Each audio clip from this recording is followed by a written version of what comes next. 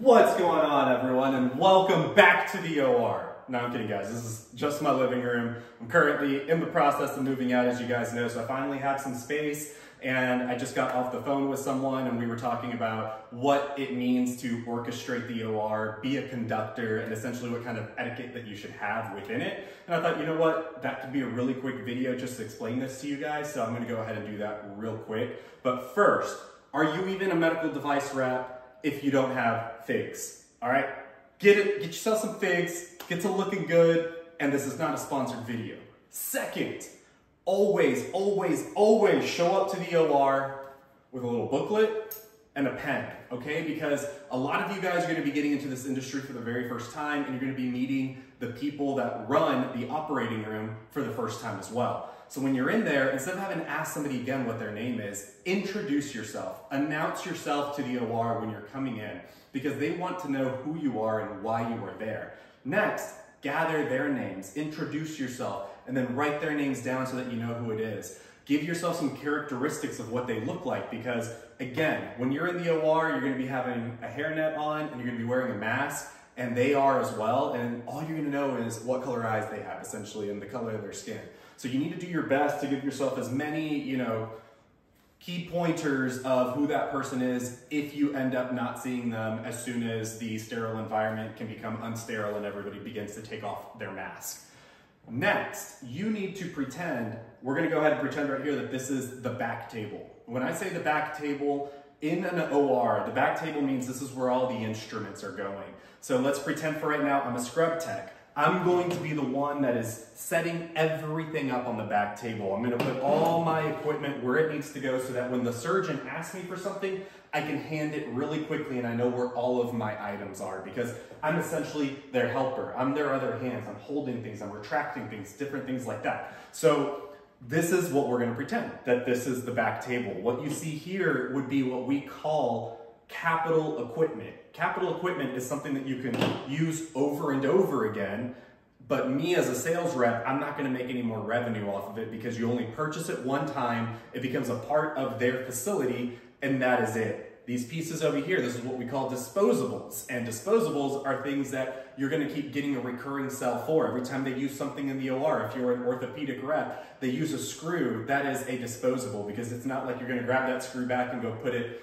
into your container. Actually, what's really good sometimes is whenever they use a screw and decide that they want to use a longer screw and they pull that one out, you can't put that back into our container.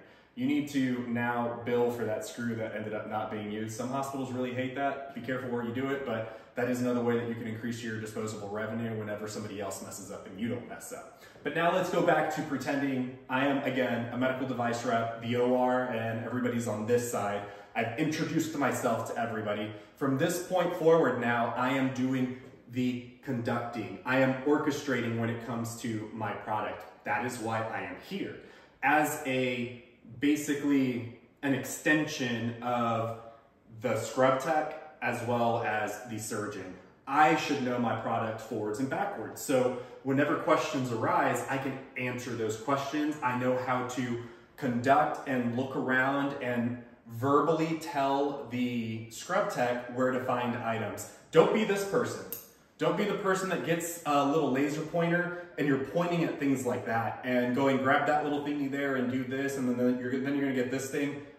Learn the product names. That is your job. Just learn the product names, and then from there also understand left and right, up and down, and be able to orchestrate what the scrub tech is doing so that you sound a lot better than somebody that's sitting there with a little laser pointer. And again, these people might get really upset with that. They're not cats. They don't need to be distracted. So just understand your product, understand where all the pieces are within your product.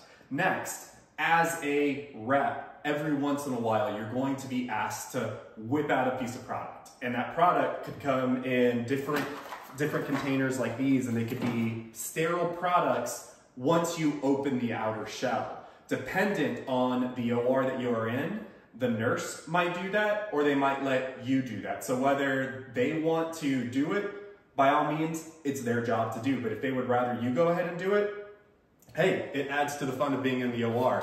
But you need to remember, again, let's pretend I'm getting this out of my trunk stock. and I'm bringing it to the back table. This is a force field. I am not reaching over the force field and trying to hand them this product.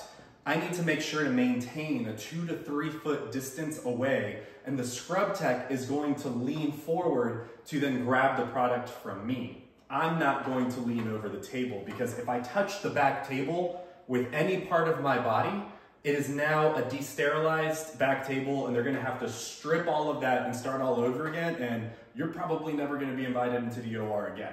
So whenever you're getting your product, make sure to look for the loose edge, okay? Once you find that loose edge, you make sure that the scrub tech is ready to accept that piece of product. When they say that they are, you go ahead and open that piece of product. As you can see, you don't have to take this all the way off, because if I were to do that, let's just pretend I did that and then this went like this and fell to the floor.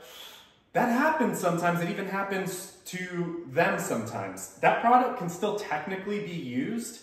It's just gonna make it a little bit harder, less sterile environment now because it's now touched the floor. So let's just try to make sure that that doesn't happen.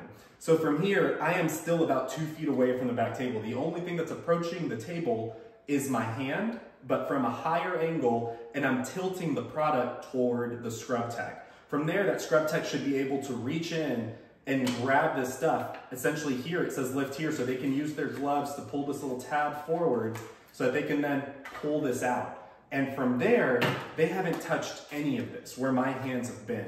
So they are still in a sterile environment, and I have now assisted in the OR. Again, you have to remember that sometimes the nurse manager is going to be the one that wants to do that and not allow you to do it. Perfectly fine. In other instances, you get to be that person, so just be ready to do it and understand how to open these products.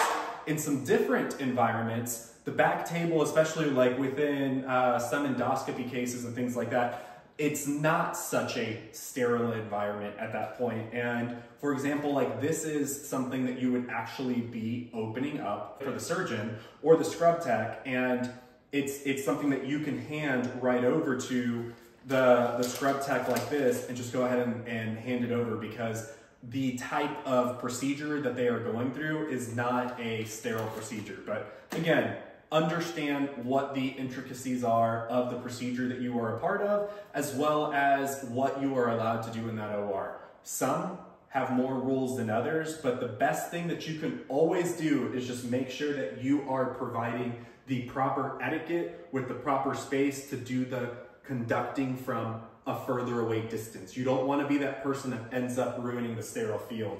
And now real quick, I'm going to touch on what all these cables are over here. So these are basically, your video port cables and different things like that. And when you're an endoscopy rep or like a video rep, things like that, and you're selling the capital equipment, which are the scopes and the consoles that they're plugging into, I didn't necessarily enjoy that job too much, because this was really what your job was. Hey Pierre, can you come to the OR because we've got some issues with our camera? And sure enough, if you're in the area, you can show up, and then you're just doing this. You're like, oh, hold on, let me unplug that. Let me plug this back in. Oh, okay, no, let me pull those out. Let me do this. And man, to me, it was boring. Okay, so I didn't necessarily enjoy it. Whenever it came to being a part of the OR, I wanted to be a part of the action and a part of that patient's plan, where I was doing my job and making sure that the best possible outcome was going to happen. And the only way to do that, as I stated earlier, is understanding your product forwards and backwards. Because from that point, you're able to stand here confidently, look at your set, and talk through the procedure to the scrub tech so that the surgeon can see and hear what is going on behind them, and they're not having to turn around and ask questions. The other thing too is there are many, many surgeons out there that score D's and C's, okay? Not everybody is a stud. So you need to also find your voice in a manner that when you're with some of those surgeons that I would not want operating on me or some other people, that you are basically almost over-explaining how to use a certain product. Because I've been in cases where they're looking at me and asking me if they're at the right angle, and I'm just, one, I don't have the best view because of where I'm standing, but I shouldn't be the one telling you as a surgeon if you're at a right angle.